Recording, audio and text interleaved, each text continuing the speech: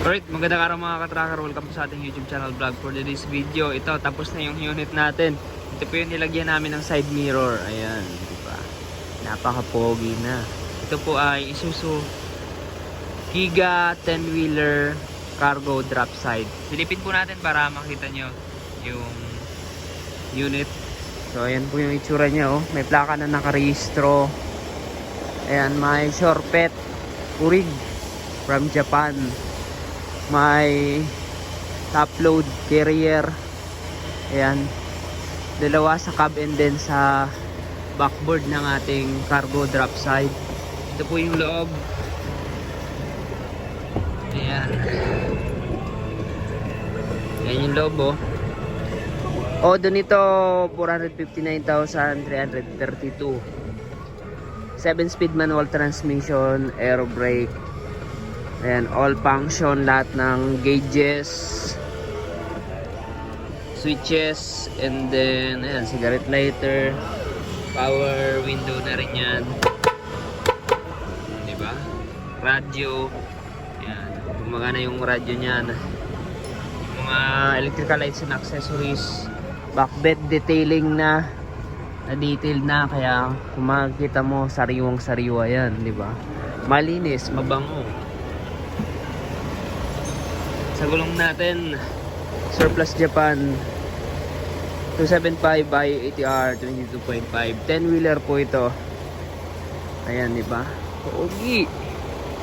Oh, meron pa yung fog lamp, body signal light, clearance light, naka-import tayo. Brand new na yung battery, 3-layer running guard. Sariwa yung chassis, oh. Oh, di ba? Toolbox na fiber. Ayan, sariwa po yan. Urig Molye. Ayan, original Molye po siya. Pero ito po ay naka single differential lang. Naka single differential lang po yan. Tapos yung ating drop side, meron po siyang dalawang poste magkabilaan, bali apat. Tapos stainless na rin. Yung ito, yung frame aluminum. Mga hinges natin na napakadami. Ayan, o. Ito yung likod.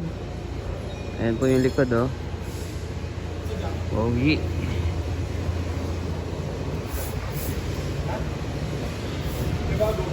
Lahat yan gumagana, yung mga ilaw. Walang basag na lente. Ayan yung chassis natin, o. Yung differential, gear oil, transmission, check na namin yan. Ayan. Yung makina, ang makina po nito ay 6WF1. Gross weight capacity niya, ito 24,000. Net capacity naman na 12,000.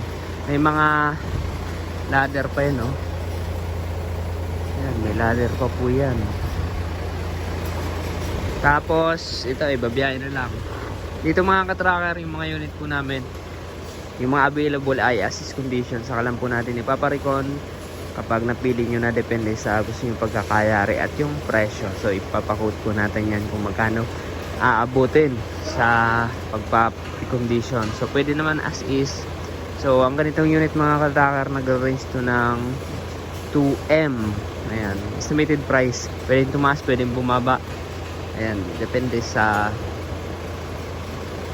specs talaga. So yun mga ka-tracker, kung nagustuhan nyo itong video na to, paki-like, share, and mag-subscribe na sa ating FB page, mag-follow na sa ating FB page.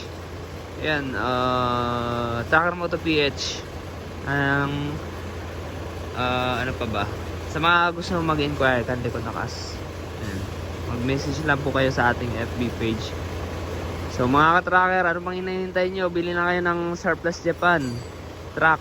Garantisado, may warranty po yan. 1 month warranty po sa amin.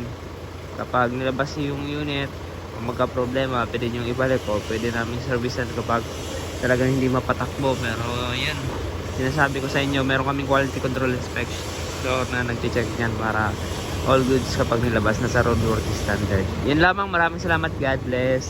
Bye bye.